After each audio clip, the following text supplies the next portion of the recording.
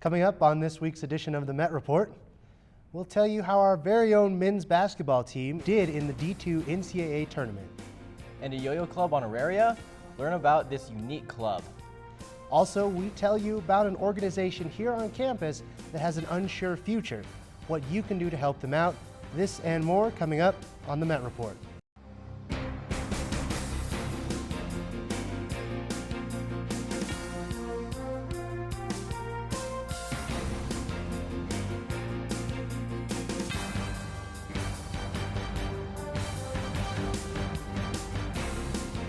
Welcome to this week's edition of the Met Report. I'm Dave Reiser. And I'm Kellan Stone. Flu season may be coming to an end, but there's a new epidemic sweeping the area campus, senioritis. Jesse Salazar searches for the cure. With 4 weeks left of school, senioritis has struck the campus. I asked some seniors how the disease affected them. Well, yes, I will tell you what I do. I have downloaded an app, because there's an app for everything, on my cell phone, and it's a calendar. It's a countdown calendar. We all have severe senioritis, as I'm sure all seniors do. I'm not a quitter, but I just want to be able to not worry about doing homework, have anxiety about doing homework, and maybe I'll lose some of my jaw tension. Depends on how bad the disease is affecting me at the time. Like, I'm a study, but according to how the disease be, it's like if I'm a study, 3 days before the exam or a couple weeks before the exam, I'm going to try to go for the couple weeks ones to ensure me getting good grades at all my finals so I can leave with a big smile on my face and really be like, peace. Monday I slept in, missed my first class, and I knew I wasn't doing anything important really, but still I should have been there. In between, I haven't done too much, but I haven't done all what I need to do, so I'm Jesse Salazar for the Met Report.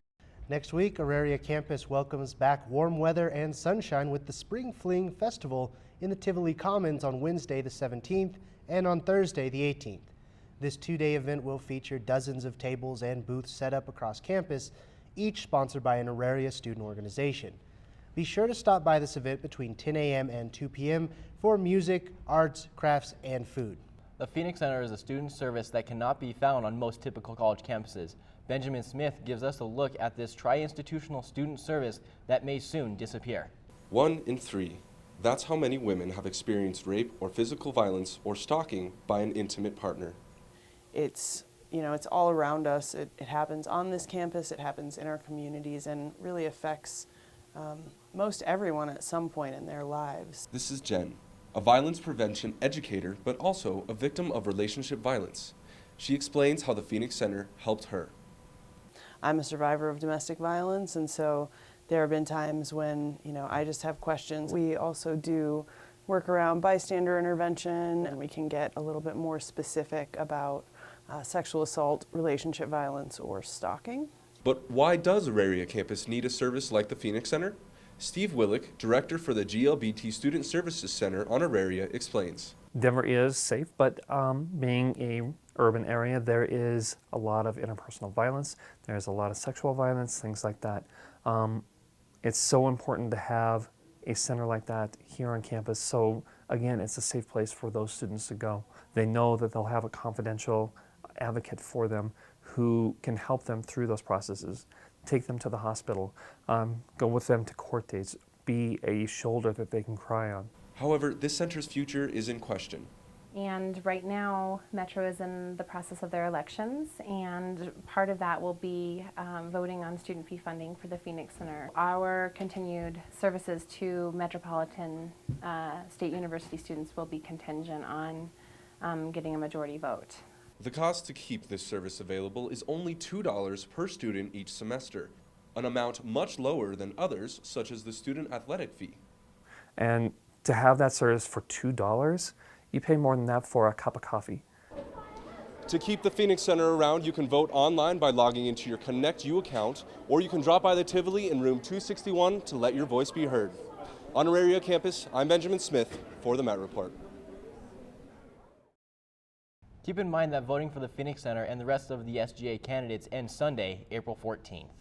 On Thursday, the Higher Education Diversity Summit held its third annual conference at various locations throughout the Tivoli. Workshop sessions were set up with the goal of solving real-life issues concerning immigration. These workshops consist of a variety of speakers, such as Curtis Acosta, a teacher from Arizona who claims to be the first illegal teacher in the United States. Other speakers included Ramon del Castillo, chair of the Chicano Studies Department, and the Met Report asked the keynote speaker, Jose Vargas, about his Project Define American. I'm not the criminal that you think I am. I'm not taking away, I'm contributing back. I'm not taking a slice of your pie, I'm actually making the pie bigger and, healthier and more delicious. So why not, I actually think maybe we can solve this problem if we just fed people. Maybe we should just have a big buffet and invite all the immigrant groups and everybody who think they hate us and just sit down and say, hey, here's free food, let's talk, I'm a big proponent of that. With summer right around the corner and the spring semester coming to an end, it's easy to forget deadlines, but keep in mind they are approaching quickly, if not already here. Priority registration has already started on the 1st of this month, so be sure to check if you fall in that category and to start registration if you do. Last day to apply for a COF waiver is this Monday, the 15th, and the 10-week summer classes will begin Tuesday, May 28th. For more information on registration deadlines, visit your ConnectU profile and under the tab labeled Personal Announcements, click on the link titled Summer and Fall Registration Dates. If you're looking for a way to get more involved in campus life, why not check out one of Metro's mini clubs? We go to Christy Niehoff for the Spotlight Club of the Week. Yo, Auraria campus, I've got a real brain twister for you. Where on campus can you break away, learn how to throw down by doing the loop-the-loop, hop the fence, or go around the world with a flying saucer? Haha, I just named 7 yo-yo tricks. But the real treat here is the Yo-Yo Club. We're actually a brand new club. We just started this spring semester, so we're brand new on the scene. At our club, we teach people how to yo-yo from beginner to advanced levels, everything in between really. And, we basically just have a good time, throw some yo-yos, and then sometimes we'll do performance practice and stuff for competitions and stuff that we compete in. We take everyone from never thrown a yo-yo to before to someone who can just blow someone's socks off with some crazy stuff. You do get to just kind of have a relaxed learning environment. It's very one-on-one. We have a rule in our club that if you learn a trick, your job is to share that trick with someone else. You have to reteach it. That's the only rule to learning. If you need to get a yo-yo or need advice on which yo-yo to buy, stuff like that, we're always here to help. Right now we're meeting in West Classroom on Saturdays. We're room 154, West Classroom, basically 10 to 12. It keeps me focused, it's a lot on my plate between, setting up the contest that we're hosting this summer and getting the club meets and everything, but it's a lot of fun. It's definitely worth it. Definitely enjoying it. Oh! Nice. Thank you, Darren. Looks like I need a little more practice, but I know where to go now. I can join the Yo-Yo Club. Thanks again. The Yo-Yo Club will be hosting the South Central Regional July 20th at the Tivoli Turn Hall. For more information on the event or how to join the Yo-Yo Club, send an email to aurariayoyoclub@live.com. What do you think about yo-yos? Are you pretty skilled? No, my hand-eye coordination is nothing. I'm right there with you. I would love to be able to do something like that, but I can't. Yeah. When we come back, we'll give you the scoop on who the big winners were at the American Country Music Awards during EntertainMET. And learn all about the women who make a difference in the Catholic Church. The Met Report is brought to you today in part by the Health Center at Auraria, a proud sponsor of the Healthy Moves program.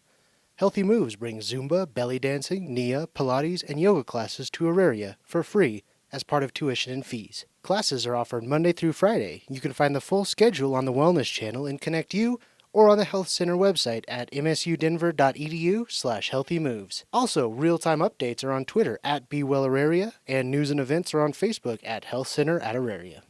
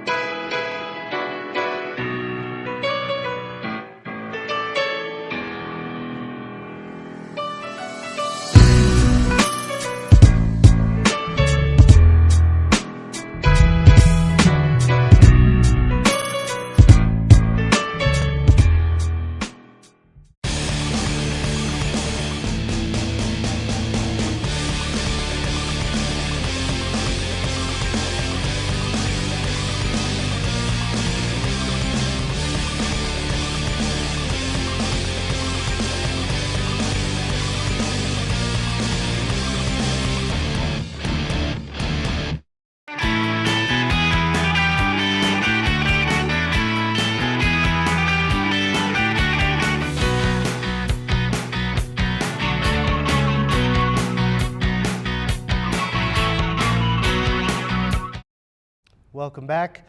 This past Sunday, Denver Detention Center inmate Felix Trujillo escaped from the prison by simply walking out with the assistance of Deputy Matthew Andrews. According to court documents, Trujillo and Matthews were seen via security surveillance boarding an elevator together and exiting the center before heading west on 14th Avenue. Deputy Andrews later returned to the detention center informing his coworkers about what had happened. Matthews later explained that he had to do it because he and his family's lives were being threatened. The Met Report will continue to update you on this story as more information becomes available. Colorado sheriffs plan a lawsuit against the state of Colorado opposing the new gun law restrictions, claiming it is unconstitutional. 37 of the 62 sheriffs will sue to overturn the gun law that limits magazine size and expanded background checks for firearms. Weld County Sheriff John Cook says, quote, "The proposed lawsuit would argue that the law violates the Second Amendment right," end quote. Other sheriffs across the state say that the law will be impossible to enforce, will force buyers to go out of state, and will not stop mass shootings. The Met Report will continue to keep you updated as more information becomes available. Have you ever wondered what the role of a consecrated woman is in the Catholic Church? Reporter Cynthia Maldonado has some more information on that. As the sacrament of holy orders is reserved for men, women in the Catholic Church vow to their faith in a different manner. I had the opportunity to interview two prominent religious women. According to their vow of hospitality, Little Sisters of the Poor have many humble hidden tasks. They serve the elderly day and night, strive to meet their physical needs, to make them happy, and minister them to spirituality. While Little Sisters of the Poor serve the elderly, Dominican Sisters of St. Cecilia serve the youth. Our primary focus is teaching, the education of the youth in the Christian life. So we're teaching at different levels, and sometimes leading retreats and things like that, but always trying to help the young people know the love of Christ.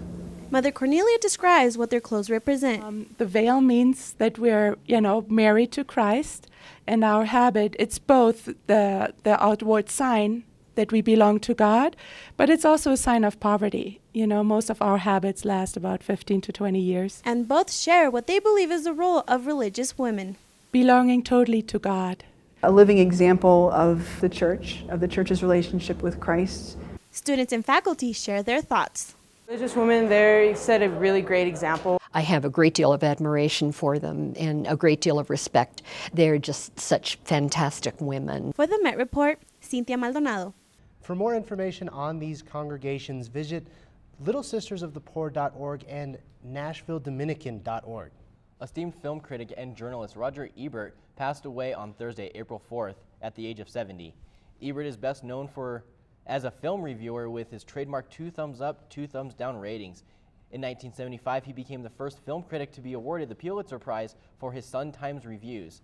In recent years, he became a huge presence in social media with over 800,000 followers between Facebook and Twitter. The Met Report gives our condolences to the Ebert family and friends. Former British Prime Minister Margaret Thatcher also passed away, and that happened this past Monday. Thatcher was 87, and she was Britain's first female prime minister and was key in ending the Cold War. Margaret is known most widely in Britain for her role in the recovery of a fading British economy in the early 1980s. Everyone here at the Met Report would also like to extend our condolences to her family and her friends. North Korea raises more concerns on Thursday when they announced they have a missile on standby. United States officials cautioned that Korea may have raised the missile in order to test run the equipment.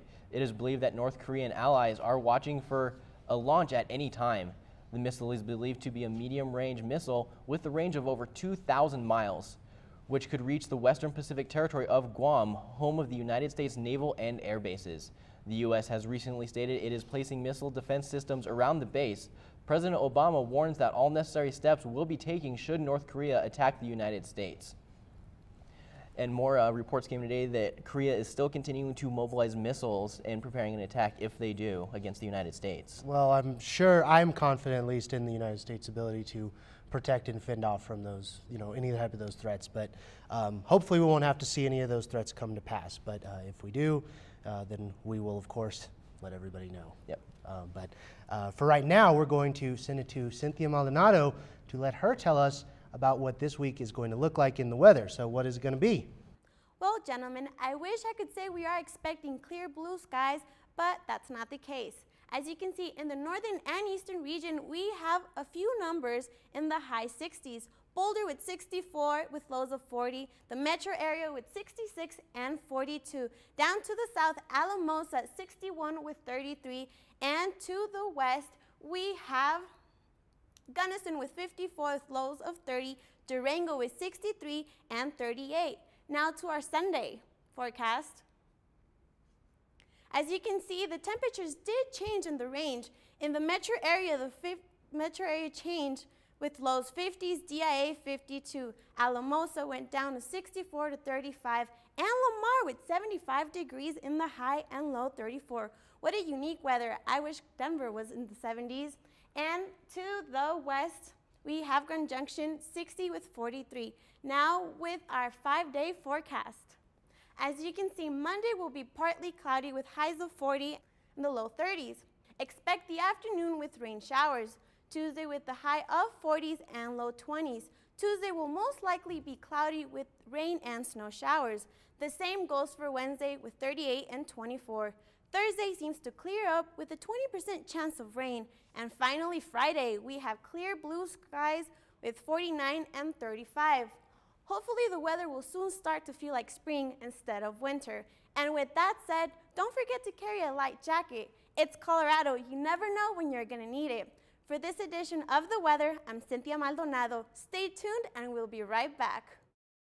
Now and then I get insecure from all the pain. I'm so ashamed. I am beautiful, no matter what they say. Words can't bring me down. Where I bring Hollywood a mile high. Aligning the Hollywood stars over Denver. I'm here to bring you the latest juicy gossip from the mile high to the streets of Hollywood. Give your most handsome look to that camera.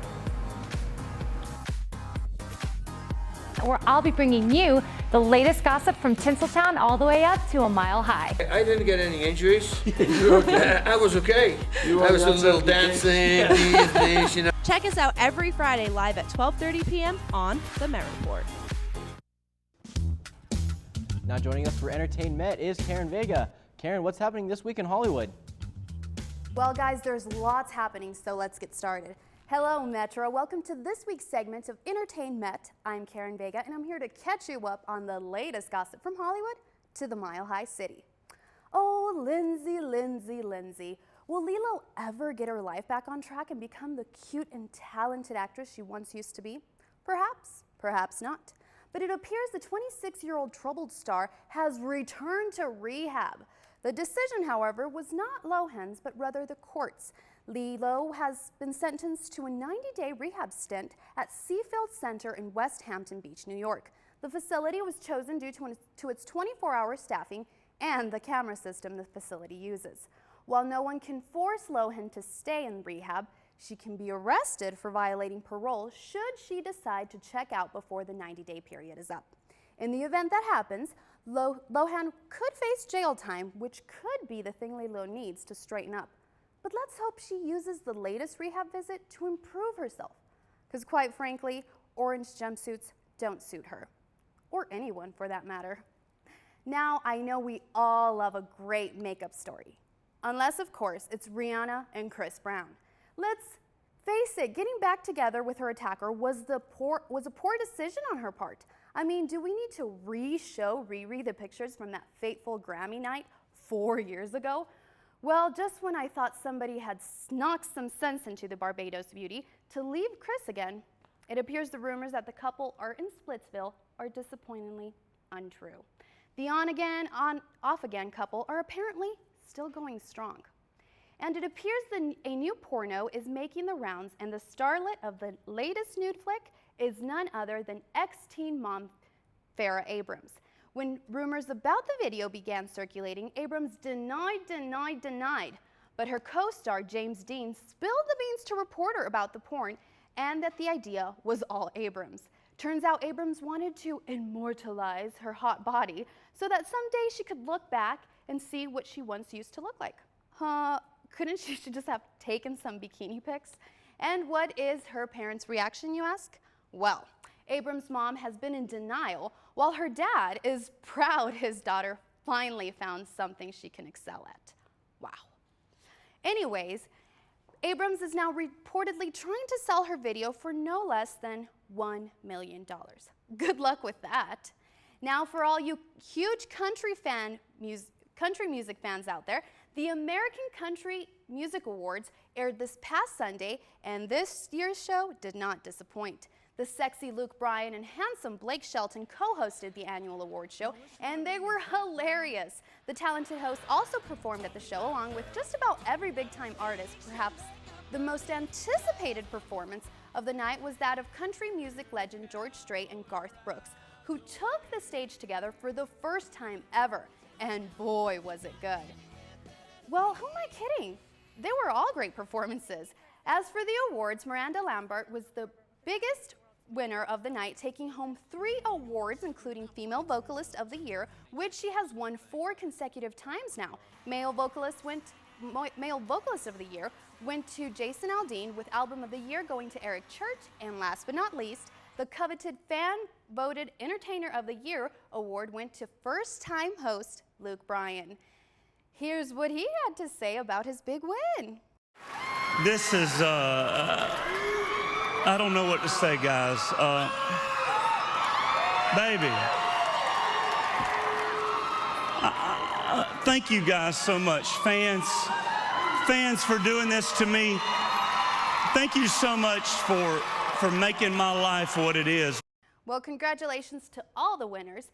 And the Met Report had the opportunity to interview stars from the new audience drama Rogue. Jeffrey Will has the scoop.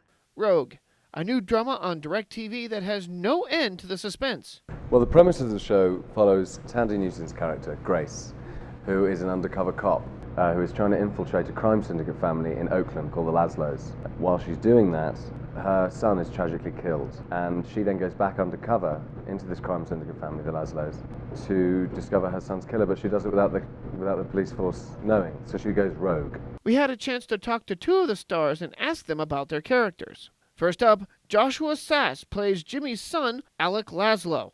I think the thing about it is Alex works incredibly hard to try and please his father, I think like any son does. And has basically emulated his father his entire life. He's hero worshipped this guy, and he loves him completely, and he's incredibly loyal. But he's emasculated at every turn. Next up, Leah Gibson plays Kathy Laszlo. Kathy is very supportive, very ambitious, and at times slightly manipulative to give her husband the confidence he needs to go out and make action happen. To catch Rogue or find out more information about it, go to directtv.com. For the Met Report, Jeffrey Will. So tell me, guys, are you guys looking forward to seeing this new show? Well, I actually did sit down with Jeffrey and did catch a little glimpse of it. I'm not going to give away any spoilers, but it's definitely a show everyone should check out. I look forward to taking a look at it when it comes out.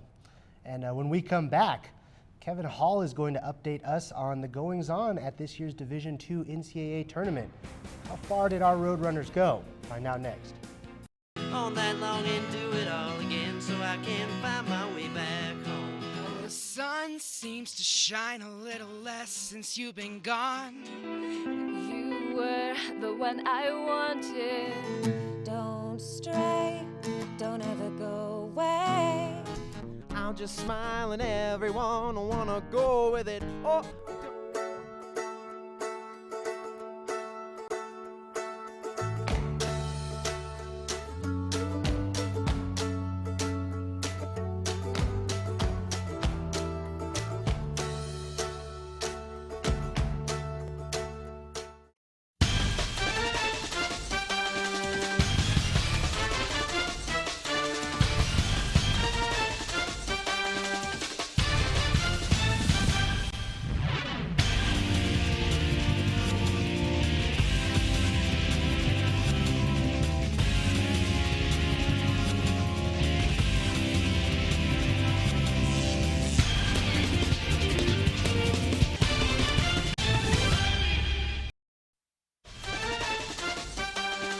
Joining us for Met Report Sports is Kevin Hall. Kevin, how did our boys do in the tourney? Well, don't you worry, Dave. We'll get there in due time. Louisville, Kentucky, home to Kentucky Fried Chicken, Louisville Slugger, and now the Division II Men's Basketball Elite Eight. And taking part in that was our Owens men's basketball team. Metro making their second straight trip to the Elite Eight, hoping that this trip goes farther, but Franklin Pierce stood in their way. Metro got things rolling. Jonathan Morse takes the feed from Brandon Jefferson, and he puts it up for the first score of the game. But Ryan Belmont says, "I see your lip, and I raise you a dunk." Well, Mitch McCarron isn't going to let that go down unanswered. And dunk you very much. Tyler Cooper with a lift for the runners off the bench, hitting two crucial three-pointers right before the half, and they go in up 35-30. Second half now, and Metro continue to bully their way underneath the rim. Nick Kay never giving up, and he gets 2 of his 17 points and add in a rebound or 2. The nail in the coffin came in the form of a three-pointer from his Aussie counterpart McCarron, and Metro State advances to the Final Four for the first time since 2002. They were very prepared. They gave us everything we could handle, and we were fortunate to escape at the end there. But that's a good team, and I want to give them a lot of credit for that. Next up, the #1 ranked West Liberty, averaging 104 points a game. Tall task for Metro. The Roadrunners came out hot both offensively and defensively, jumping out to an early 24 lead. Demetrius Miller 4-3, he had 15 on the night. Metro controlled much of the pace in the first half, going up 41-28 midway through the game. But you don't become #1 in the nation for nothing. Division II Player of the Year Alex Falk was a man possessed, scoring the majority of his 34 points in the second half, and suddenly it's only a 1-point game. But who do you call on when the game is close? Big shot BJ. And then, shot clock fading down, McCarron hits a three-pointer of his own to extend the lead. And then just for good measure, Kay slams it down, and Metro moves on to the national championship game in Atlanta, Georgia, winning 83-76. I thought that we hit a lot of the marks that we tried to hit. To hold a team like that to 76 points is a heck of an effort. And our guys were they were levitating to play the game, and they got off to a start that was unbelievable. I couldn't script it any better the way we guarded early in the game. That set the stage for a championship matchup with the Panthers of Drury University. Metro's first championship appearance since 2002, turning their third overall. Miller gets the scoring started with a 3-ball. Drury can also hit from downtown. Drake Patterson left wide open. He hits back-to-back and had 4 on the night. Jefferson also feeling good from 3-point range, and Metro goes into the half up 39-27. Panthers come out of the locker room with another 3-pointer. Morse tries to get some momentum with the slam, but Alex Hall comes right back with a ridiculous 3. McCarron, he answers right back from the far corner. And now transitioning to the final minute of play, Metro up by 1, and Jefferson is fouled. But he misses. Kay goes up, grabs the rebound, and then he's fouled, sending him to the line. But then Kay misses. Hall grabs the rebound this time, and he's fouled. He hits both the free throws, and Metro, one last chance to take the lead, down by 1. McCarron drives in, trying to put it up. He can't get it up. Now Kay with a chance, doesn't fall. Fading seconds, Jefferson, one last shot, doesn't hit, and Metro, by 1 point, loses the national championship by a score of 74-73. Did a good job in the first half of forcing a lot of turnovers, which led to our lead in the first half.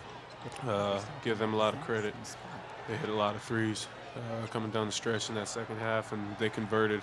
They got a lot of easy layups, kind of defensive mistakes on our part, but give them credit. They fought hard and they converted, and we didn't.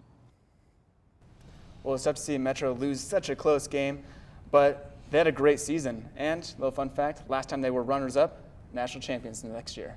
So we have something definitely to look forward to in the next year. Should be good. That's right. Well, that's going to do it for this week's edition of the Met Report. For Karen Vega, Dave Reiser, Cynthia Maldonado, Kevin Hall, and the whole Met Report staff, I'm Kellan Stone. We'll see you on campus.